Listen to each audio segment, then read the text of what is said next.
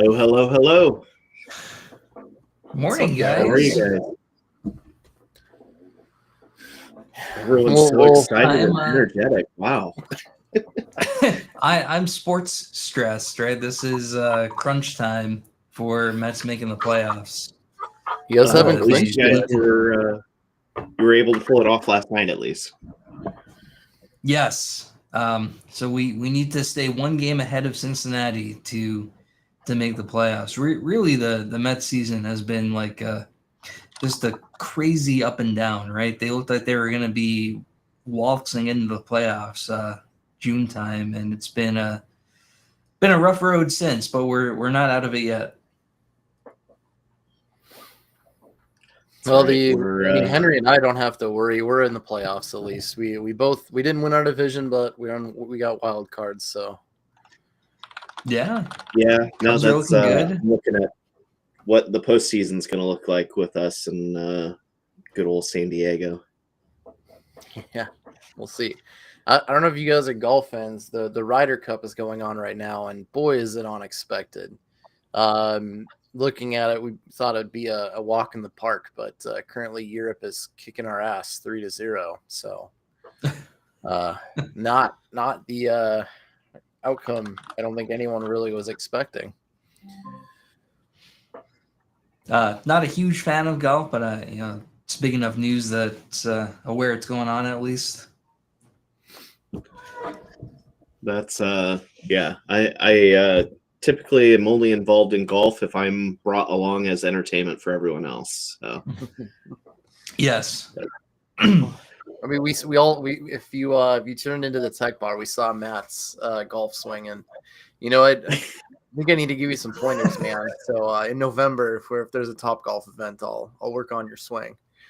Yeah, I'll take the lessons. Like I was saying, I end up swinging it like a baseball bat, so I got a good-looking baseball swing. Not so much golf. I'm happy when I hit the ball. It's all on the hips. All right. Well, shall we get into the stories from the week? Yeah, let's do it. So.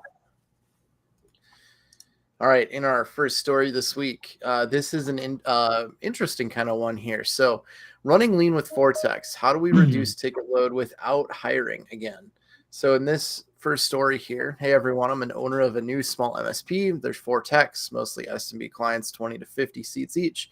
And we've been swamped with the usual stuff. Password resets, ticket triage, printer issues, small on-site visits. My guys are spending 70-80% of the time on little stuff that doesn't move the needle. Hiring another tech seems the obvious answer, but margins where they are, we're paying full salary benefits. Our ramp time feels risky. One bar to hire, and it's a burden. Has anyone been in this spot, and what actually helped you reduce L1 overhead? Automation, SLA structure, outsourcing, tools, or doing less for clients? So we'll love to hear what worked in practice, not just theory. So, Henry, let's start with you. What's your advice for this guy? I don't know that I've ever heard of a generic tool that has reduced overhead, but I think they're on to the right path with looking at automation and potentially outsourcing. I think some of the other things they could potentially look at would be making some smarter choices or consolidating some of the tools. Yeah, probably the first thing that I would look at is around that automation. So what does their current ticket load actually look like? Where are they wasting a lot of that L1 time on? And see what can be automated. So Matt, let's say you're doing that. Can you give some practical examples of things that are, without diving super deep into getting another tool? What are some things that you could automate at the L1 level? And so, yeah, you could automate things like password resets, PC setups, right, autopilot, even old school WDS, all that kind of stuff. But when I saw this, I actually, 2 things popped into my head, and I'll be quick to not go on some long monologue here. The first is, are they just spending all of their time putting out fires and not like dealing with the underlying issues in many cases, right? Like the classic, I get 20 tickets a month because somebody's VPN isn't working. Well, maybe spend some time trying to get rid of the VPN or replace it or what have you. The other thing is, what's their pricing look like? Like, can they not hire another tech because they're not charging enough? That's the first place I went to. Is obviously you have the tech things, but looking at the financial structure, I mean, he says, hey, margins are pretty thin. Oh, well, what makes up that? Like, what are you charging? Are you charging enough? Being paid, like, what is your hourly rate? Is it actually sufficient enough based off of what your techs make and what they're doing, and what's the utilization? I mean, if they're saying 80% of their time on little stuff, well, what does that utilization rate look like? I mean, maybe if you look at the numbers, it does point to hiring somebody else that can kind of work on this automation and remove that burden, increasing efficiency and gross margin and all of that stuff. But I think it really, to me, it starts with more of that back office stuff of looking at the numbers and what's going into those numbers to make the business decision, instead of, obviously the tech side of it is, you can look at the self-service password resets, things like that. But my mind also jumps to what you said, Matt, is the kind of the back end business office sort of things. And it's both, right? Go ahead, Henry. I was going to reiterate. No. That's I was just having this discussion yesterday with someone where they didn't have a true good grasp on what the FTE cost makeup actually was. And so they were overtooled, and a lot of their margins were kind of impacted because they were looking, not taking into account their internal licensing use and some other things that really need to be that baseline fully burdened cost when you're calculating out your labor cost and pricing. So I guess kind of reiterating what you're talking about there is, make sure you truly understand your numbers and what that fully burdened is. And I would say also build in cost of living increase into your pricing margins so that you have the ability to, skate to where the puck is going, and give your employees raises and build in those budgets for things that you want to do and life cycle refreshes and so forth. That should all be included in that pricing model. So. Yeah, I mean, I think the other things that we haven't touched on yet are just the standard MSP, like standardizing on a stack, things like that. Are you wasting time trying to, pray and fix every little thing? Is there some sort of standardization so that way you can have those consistent configurations and troubleshooting?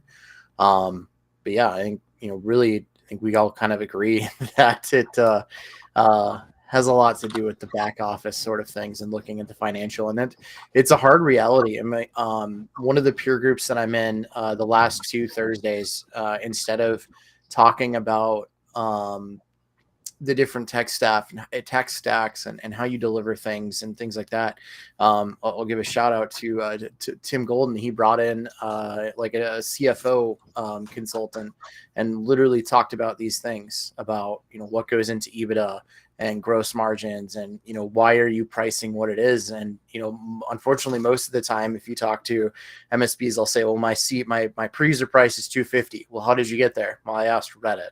You got to know what goes into those numbers to make those decisions. So it's a conversation that a lot of MSPs don't want to have, and it's an extremely important one. So that's definitely where to look. Yeah, that's a good point. I actually kind of wonder, I couldn't tell exactly from this post, like how far along in the operational maturity cycle this organization is, right? They're relatively small, but size doesn't really correlate to maturity exactly. It does loosely, maybe. This is some stuff that we went through when we were growing. Just as a perfect example, I personally used to do very boutique setups when we first started out, right? Exactly what the client needs. And guess what? I was stuck supporting them personally forever whenever I did something like that. And I almost wonder if this is a relatively new organization that hasn't started down that road of standardization or hasn't had that moment. Maybe it's one of those things that you don't really get until you start realizing the issues that come along with custom for everyone, right? It's like you don't really take your parents' advice seriously until you live through some of it.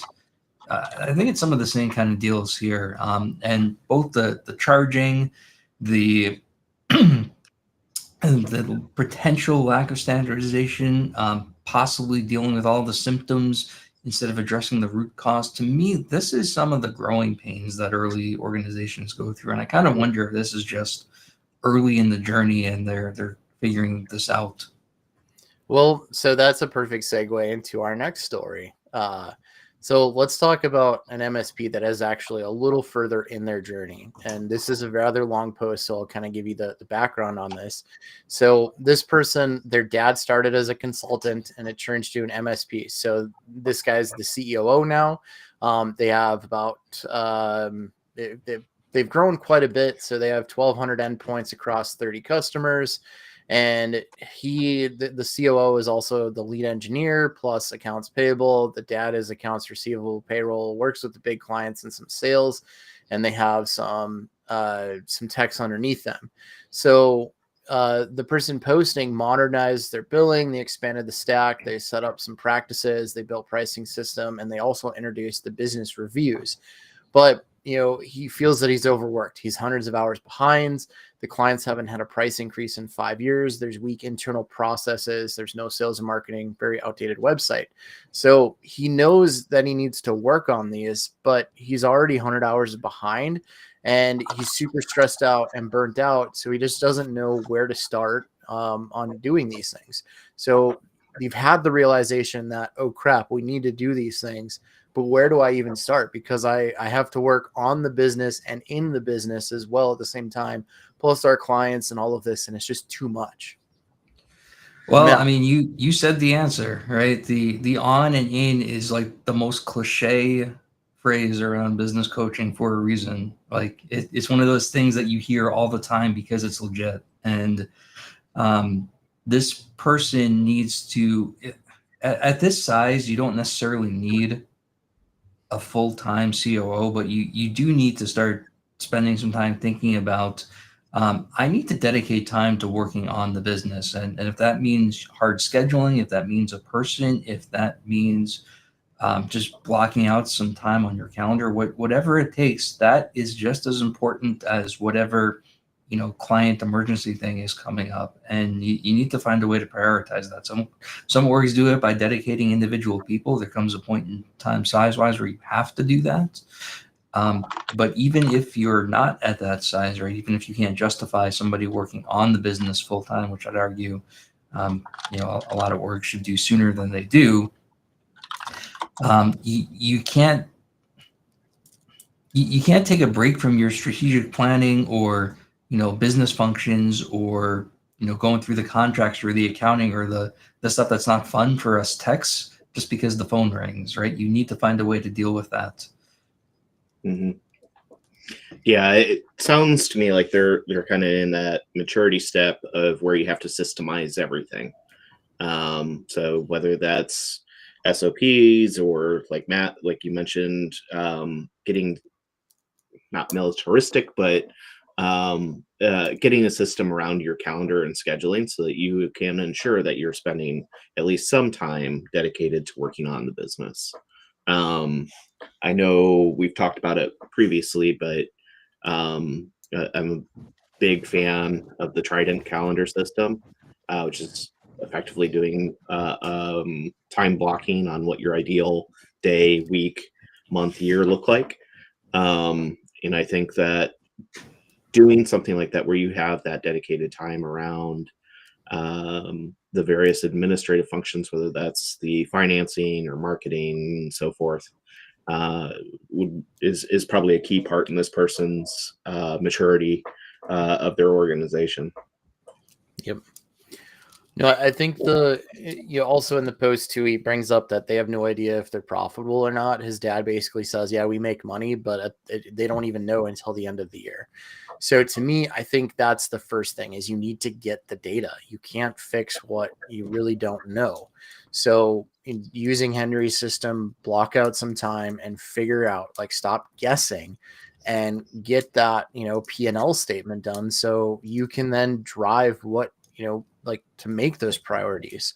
So obviously the price increase is probably a good place to start. I mean, if it hasn't been, there's been no price increase in 5 years, you're definitely losing out on that. But then from there, it just becomes delegating. If you yourself have all of this to do, like, you're kind of the bottleneck. So what does that take? I can tell from the restaurant industry, when I was the general manager, what that took was building out binders of SOPs on how to do things, because I couldn't get things done because I was constantly having to answer the phone and walk people through how I did things, and it wasn't efficient. So I just made a bunch of KBs, laminated them, put it in a binder. So then, I could just hand someone the binder. Matt could come into my restaurant and never work a day in the restaurant in his life. He could take my binder and it showed him what to do. So he might not be, super fast at it, but he's got all the steps and he knows what to do. So that way, if he tries calling me and be like, hey, Matt, did you have the binder? Did you read the binder? Okay, no, read the binder, follow along. Let me know if you have any questions after you read it. And I think to me, that's where you would start. As my direct advice is, figure out your P&Ls, get your data, and then start creating processes so you can delegate, whether that's tech work or admin work, at that point. But your P&L statement is going to kind of show where you should prioritize that. And let me just add one bit of maybe empathy here. This is not a unique position to be in at all. Right. So I'm involved in a lot of peer groups in the Evolve program at my employer. And we see this in almost every organization that was started by someone who is primarily technical and not business, like the entire thing, right? The world of finance is new. Like you hear all these acronyms getting thrown around. You don't know what counts as profit, how to recognize like any of that stuff. That's all new to you, right? You just want to fix and build stuff. It takes some time to learn all of this. And going back to the oft repeated, and I don't say that to diminish, it's just a very important thing, on versus in.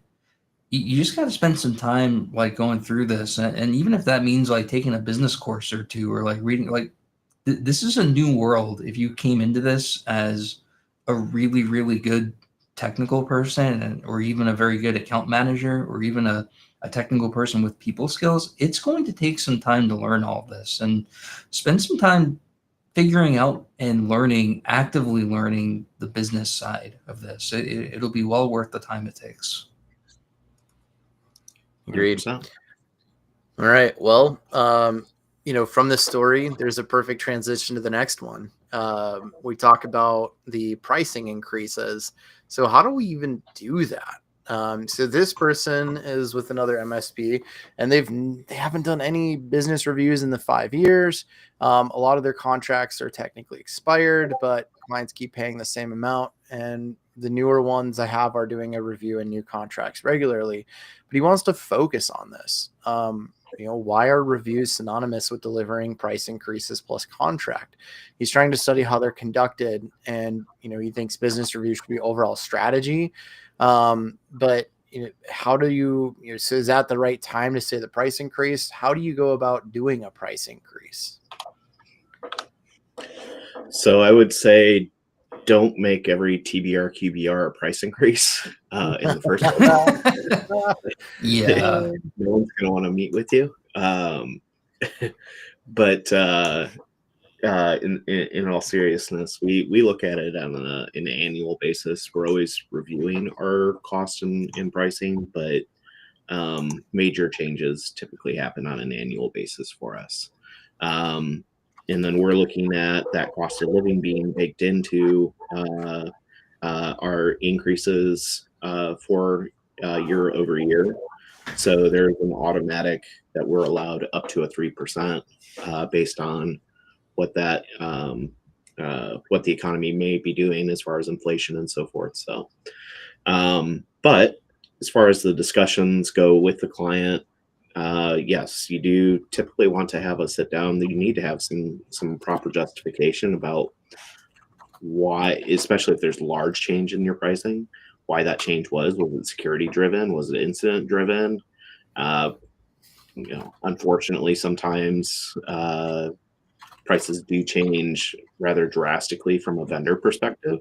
I know we had a particular vendor last year that changed pricing on us probably 5 times within a 6-month period. And so absorbing that becomes difficult. So yes, periodically you do have to make some of those increases, but that should be spelled out also in your contract. Yeah, Henry totally nailed it. I think the best way to do it is to bake it into your contract, and you don't have to say the price is going to go up every year. You just say it may, and it will or won't, or this amount every year. But if you haven't done that and you're in that position, follow Henry's advice. I won't repeat all of it. The one thing I'll add to it is just be careful when having the conversation. You're not going into the client asking them if you can raise their price. You need to raise their price, right? You're telling them, and be okay with like a client or two walking over this. If you're really that out of whack and to the point where you're underwater on clients, you got to raise the price or let them go. Like that is not a time for an emotional thing. Like, yes, of course, try and be friends with your clients and have empathy and such, but you're not running a charity here, right? Like if they can't take the new price, then that's fine. Like that's an okay outcome. Yep.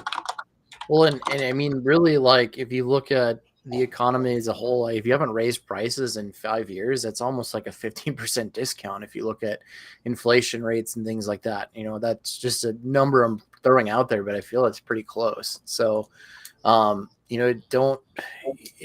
think it's just the delivery of it, of coming across as, hey, it's the partner and budget of technology services, etc. But I think really, to echo Matt, Henry did say it best. Make sure it's in the contract, and if not, just rewind this a little bit and re-listen to what Henry just said. So, I don't even have anything to be contrary or further information. I mean, Henry nailed it. So I do have one other quick point. Yep, go ahead. And that is try to resist the urge to blame the entire price increase on your vendor. Like you're a business, right? Like it's not a bad thing to make money and be profitable. And I've seen, especially former engineering people, like just have issues with this conversation. They're making money, you're making money, you're both businesses, and some of the price increase is just because like everything is more expensive. But if you say, well, Microsoft, like it's all because Microsoft started charging more and all of our vendors, that's not going to come off well too, right? Like the client understands that you're a business as well. Yeah. No, and I think you can also tie a lot of it back into you maturing as an organization. So like for us, when we started to adopt security frameworks and actually look at external validation for the things we were recommending to clients, as opposed to, cherry picking what I felt like was the best thing at the flavor of the month. As we matured as a business, that also provides some rationale to clients of, hey, we want to do better. And the only way we can keep doing better is to ensure that we're protecting our bottom line and that we're still here to help service you and protect you well into the future. Agreed. All right, let's get into our next story here, which is a fun one here. We haven't done one of these in a while, so a little celebration or a win. Sometimes it's nice to have good things happen. So this person's shared that they got their MSP Secure score above 80 which is, I mean, thoughts on the Microsoft Secure Score side. That's a good win. So let's kind of go around the room, and we'll start with Henry. What do you have a celebration or a win, whether it's in your MSP or the channel itself, that you'd like to call out? I mean, I got to hang out with Topper this week, so I mean that's a personal win. But It's a good win. Gosh, happy to see some of the discussions happening around community involvement in different events, and that keeps growing. So I'm going to give Topper kudos on that because he's been a big driver of that and where he has influence, but also seeing that in a few other organizations as well. So got word actually just a moment ago that we're going to expand some additional community initiatives with GTIA. So excited for that, and some more announcements around that soon. Awesome. Yeah, I echo that. I had a good time hanging out with Henry earlier this week. That was, aside from the actual game we went to, a very good time. I would say, man, I keep stealing Henry's answers on this, but a lot of the conversations that are happening, while you can sense some emotion in them and some underlying like issues, there's really a lot of benefit to getting a lot of these discussions out in the open and starting to talk about it as a group. And I think that we're on the path towards, if not fully resolving some of these, towards moving in that direction. And there's a positive energy around the community discussion now. So that's really good. That's a big win. Small win is I got asked to do an event that I literally don't have to get in my car to get to. It's an MSP that's literally right down the block. So that'll be a fun presentation to go to. Real walking distance, not like I could run there. Yeah. About some personal ones, and I'll share later too, but non-work related. You guys got any personal ones you want to share? Let's keep the positivity flowing. Come on. Personal? I don't even have a personal life these days. Yeah, I was going to say that's there's a lot of work. But going to the game was a personal thing. That's why I'm forcing you to think of this. Okay. Yeah, I am excited to be traveling and see a lot of friends over in Europe over the next few weeks here. So it'd be really nice to reconnect with a lot of them. I'm taking some extra days and time to see some friends in Germany and around the UK, and going to explore Madrid with a couple friends as well. So. Personal is I've been trying to prioritize running with the amount of travel I've been doing lately. I really fell off that some. Really trying to get my mileage and pace back to where they were. And surprisingly, or I don't know what this says exactly, but I went out a lot over the past like 2-3 weeks or so, and man, really not much endurance or speed came off. Like I was more tired than usual afterwards, but I feel pretty good about the way that's going. So it shouldn't take me too long to get back to normal form. And that's a big thing for me. Like running is a huge stress reliever. And the fact that there's not going to be a huge base building period to get back into it is pretty encouraging. Yeah. So now that I forced you guys, I'll give you from MSP win. We've always had a big, a high CSAT score, but our CSAT score the last 2 weeks has been the highest it's ever been, according to our historical documentation. So that's a pretty good MSP win. I was recently put in charge of our automation department, and we've got 2 automations that are going live and tested and saving our techs time. So I'll take that as another good win there. And then professional life outside of MSP. I recently, I believe last week, my series on how to look at your MSP through the lens of a restaurant, or how to look at, basically taking lessons from the service industry and how to apply them to hiring and things within your MSP.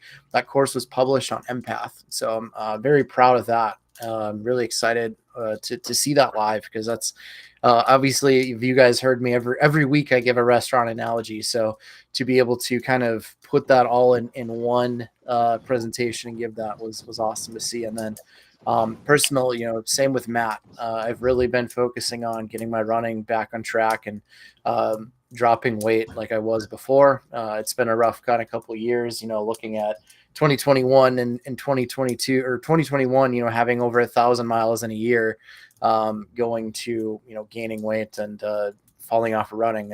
Since I would say, this year, the beginning of the year, focused on it, and then fell off a little bit after a couple months of some burnout. But since June, I've been, really back at it. Hit a 10K a couple weeks ago, and I'm still going strong with about 15 to 25 miles a week, and still just loving that and continuing to win at that. Is it just getting back? So guys are making me feel nice. That's right, Henry. Get those shoes on. Get out the door. Start getting them steps in. Yeah. All right. Enough of this positivity crap. Let's get back to solving problems. So in our next story here, we're going to talk about email-based fraud attacks. So me being on the security side, Henry, I'm sure you deal with these. Matt, security, you're probably not dealing with these day to day, but this is definitely a very common one we see. So the client of ours received an email from someone impersonating one of their clients. This person was able to impersonate their client because they had access to the client's email system. To be clear, they did not have access to our client's email. They had access to our client's email system. How the heck do we even prevent this sort of thing? These aren't messages that flagged as spam because they came from a legitimate source, and it's an org our client actually does communicate with. How do we as an MSP protect our clients from this sort of thing? Is training the only answer? What else can we do? So I will preface this by saying we deal with this all the time, and these are how these type of attacks are successful, because like you nailed it. It is legitimate. It is coming from an account you communicate with, so you wouldn't think anything differently. Let's go, Matt, your security liaison here. What's your advice? Training kind of is the best answer, and asking the question that way doesn't make training not the best answer. Like there is no technical magic for it, right? How do you protect it? You educate your clients that this stuff can happen. And right, the common example is the BEC intercepting the routing number thing, right? The most surefire way to deal with that is to have procedures that require out-of-band communication to confirm stuff like that. Like if somebody's in the email system, there is no technical procedure short of like maybe having their clients harden their own email system that'll protect you from that, right? You have a valid email coming from the account. You're kind of off the technology portion at that point. You need a system or procedure to protect you or authorize whatever's happening in some way that's not email, right? Because then at that point, you can't trust the email system anymore, right? Or you already do, but you've decided that you can't trust the input into it. Not an easy answer. There just isn't. Yeah, that's. I think it's training and having SOPs for around kind of the more sensitive tasks. The two-part validation for someone that wants to change their payment method or payment system or something like that. Like those types of things that can be easily exploitable, and things that someone should hopefully be able to recognize as characteristic of potentially compromised email as well. I'm still waiting on the African prince that's going to give me all the money, but yeah, hopefully there are some standout things there. Also sounds like an opportunity though for this MSP to offer to assist the client's client. And there's some public research that they could be doing as far as like looking into DKIM and all that good stuff on that client's client's domain, to provide some, low hanging fruit recommendations to them that potentially could also be helping. For me, like the training, like Matt said, is the answer, but that doesn't mean you just get a security training project or security training product offered to your clients and your hands off. That's not security awareness training. In this example, when these things happen, when we go through the incident and walk with it, one of the first things I'm doing is working with the POC to say, hey, let's, can we schedule an all hands on security training? And I'm providing supplemental training where we're discussing these type of attacks and actual things that we can learn from. I've even gone as far as standing up an Evil Jinx server, which is super easy to do, and showing them how an email compromise happens and how quickly it is, so they have that real world impact and they're able to see it.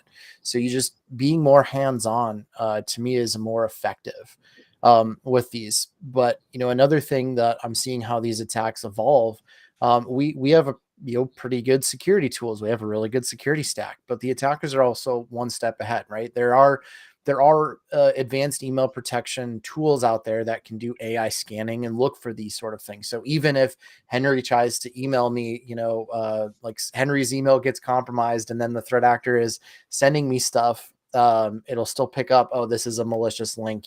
Yes, you do talk to him, but the link is bad, whatever. We're using AI analysis to look at the message and say it's bad, so we're going to block it. The step up from that I've seen threat actors do now is, so they'll compromise somebody's account. We'll just use Henry as an example. Henry would probably never get compromised, but it could happen to anybody. All right. So let's assume Henry get compromised. Instead of that threat actor sending an email directly from Henry's account and trying to trick me into it, he's instead making a OneNote or some sort of file in the SharePoint, and then they're sending me that email. So what happens in that case is my email protection is scanning that email and it says, oh, it's from Henry. You talked to this guy quite a bit. Oh, it's a SharePoint link. It's a OneDrive link. Like, this is legitimate. It's not a malicious. It's linking to it. But then there's that OneNote or that document that opens inside of the OneDrive or the SharePoint, and that's where the malicious link is, which then again gets past that initial email filtering, and maybe you have some sort of DNS protection in place. Maybe you have some sort of browser extension security that can stop that, but sometimes you don't, and then it leads to you're entering your credentials and now you're phished. So it really does come down to having layers of security, but just the awareness training. And again, I can't say this enough. The awareness training doesn't stop at, oh, you just need to take your know before or whatever training you're using. You can't just provide that. You have to be more hands-on and effective with these sort of things. No, just watch some videos and send some phishing campaigns and you're good to go. Not enough. It's a good step. It's required, but it's not enough, man. You gotta but it gives you that opportunity. I mean, you're just adding so much more value. Again, it's one of those things where, yes, it's taking time out of your day and you're busy, but you're adding that stickiness factor to your client. You're showing your value. You're proving you're a trusted advisor, not just saying you are. Right. And it can lead to more things down the line. And we've gotten referred that way. I mean, we've literally gotten referred to where, like you were saying, the client's client got compromised and they're like, hey, you should talk to these people because we've had these and they're really good at dealing with them. So it's, absolutely. Obviously something I'm passionate about. But that's that. So let's get into our last story here. Let's say that what's the best way to find good hires here? So this person's looking for a senior IT engineer in the Boston area outside of a direct network. So let's say you guys are, you're looking for a Henry or a Matt or a Josh. How do you find those people and bring them into your MSP? I think the theme of this episode is the poster putting the answer in the post and then rejecting the answer. Because they said, again, that's the answer. Like, outside of that, outside of your direct network, you're kind of just rolling the dice, right? Yeah, there's job boards, there's headhunters, there's recruiters, there's all that stuff. And there's been success with them. I've seen it work. I've seen it fail miserably. You're kind of just trying to cast so it's interesting. you need to cast a simultaneously wide and focused net if you don't have anyone in your direct network. People you've worked with in the past, maybe you have to poach someone, but it kind of becomes luck of the draw. Like if your hiring strategy is to, you can talk to local colleges and get someone and train them up like early in their career. Your network's the best way to do it, though. Or it really is. Henry, I'm going to pose this question a little bit differently because the converse side of this is you don't hire a senior engineer, right? You train or promote from within. So at what point, what line are you, okay, I legitimately do not have this talent internally and I have to hire for a high level position externally? What is something that would cause you to do that? What is that thought process like? Well, given our escalation paths and how we have it set up currently, it would probably be an overwhelming number or metric of demand in a certain area that would cause us to say, hey, we need to bring this in-house versus working with one of our other MSP partners.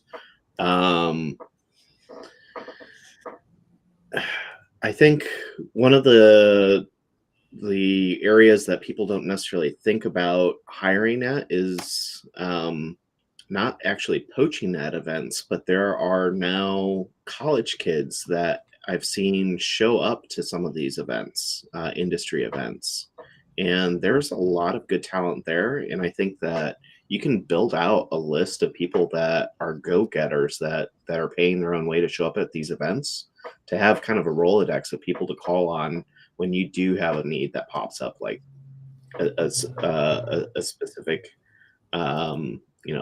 say we started doing a lot more Azure networking type of things. I know roughly who I would go call on first to try and fill that position internally. Matt, let's take, senior IT, if it's a specialized position, like maybe like a director of ops or something like that. Again, are you looking both externally or internally? Obviously the answer is it depends, but what's your thought process on, you have someone in that role and that person leaves for whatever reason. How are you filling that role? Is it internal? Is it external? It's internal if I can. But that's only if there's someone who is really going to be able to do this properly. And what I mean by that is the internal person to me has just as big of a filter to get through as all the external candidates. And I have seen cases where, the team lead gets promoted to service manager or something, right? Or the help desk manager gets service manager as the next step, when a neutral evaluation of that individual shows that he's not ready for that kind of leadership role yet. And that's not, like, if you're listening, I'm not referring to any like person I worked with, right? So don't come back and message me later. That's calling people out. Right? I'm calling somebody out who got promoted. It's very tempting, though, to, because you're friends with these people and know them, to say, okay, I'm going to give you a shot at this. And that's fine if it's someone who shows the desire to take that next step or really wants to start doing that role in their career. But I just caution against hiring or promoting someone internally just because they're internal. If there's a really good external candidate, then that might be the right answer too. If I'm looking for external, I kind of go back to what I was saying before. I will say there is one thing, and that is we did start seeing some success when we had a longer term relationship with some recruiter headhunter types. It kind of was iffy in the beginning until they started to get a feel for what we were actually looking for in candidates. And as it went further, it actually was pretty fruitful in terms of getting employees, because they knew our values, they knew how we worked. They frankly were able to see who we ended up hiring, who we didn't hire, and sent us more candidates like that. So if you are going to go that route, it's worth the time to establish like an ongoing relationship with someone, knowing that the first hire or two may not be as good as it gets down the line. Yep. Yeah, all great answers there. So awesome. Well, that is the stories for the week. So some great conversation as always and some laughs. So let's look at the event board. I know Henry said he's going to spend the next month in Europe. So what are you all doing in Europe? So I will be at PAX 8 Beyond in Amsterdam, and then bouncing over to GTIA ChannelCon in London the following week, and then at MSP Global with a bunch of our friends in Barcelona the week after that. And then go to visit our friend Cody. And Matt, I think you're talking, aren't you, at B-Sides in Peoria at the end of October? I'm attending, not speaking at that one. Okay. Perfect. Well, also on the list, we have ScaleCon coming up, actually happening right now. And then we have Kaseya's DatoCon, October 6th and 8th in Miami, Florida. We have Channel Pro in Baltimore on the 7th and 8th. And as always, the last Friday of every month, including today, actually happening right now, immediately after this, is our IR game. Matt, anything you would like to plug? No, most of my stuff. So the only thing is IT Nation Connect tickets are still on sale. So that's in the first week of November. I'll obviously be there. Most of my upcoming things are just kind of one-off small MSP events, which are fun to do, but not as useful to promote on the show. Yep. Definitely understandable, but I will also be at IT Connect Global. I think Henry will as well. So if you'd like to come hang out with all three of us, definitely check that out. I know I'll be giving a talk there as well. I'm really excited about that. And then helping Henry with a lot of the community side. So really just doing whatever Henry tells me to do there, but really excited for that. It's going to be a great time. So yeah, that's thanks for tuning in. If you want to come hang out with us on a day that isn't Friday, join our Discord. So we'll have that link somewhere. There it is. So you can chat with us, give your ideas for stories, post things that you want us to talk about, discuss, argue, laugh about, etc. So any last parting words from either of you? No, have a wonderful weekend. Have a wonderful weekend. Last weekend of the baseball regular season, so that's going to be exciting. We'll root for the Mets on behalf of Matt. So, and it would go Mets. Yeah, thanks, guys. All right. See you guys.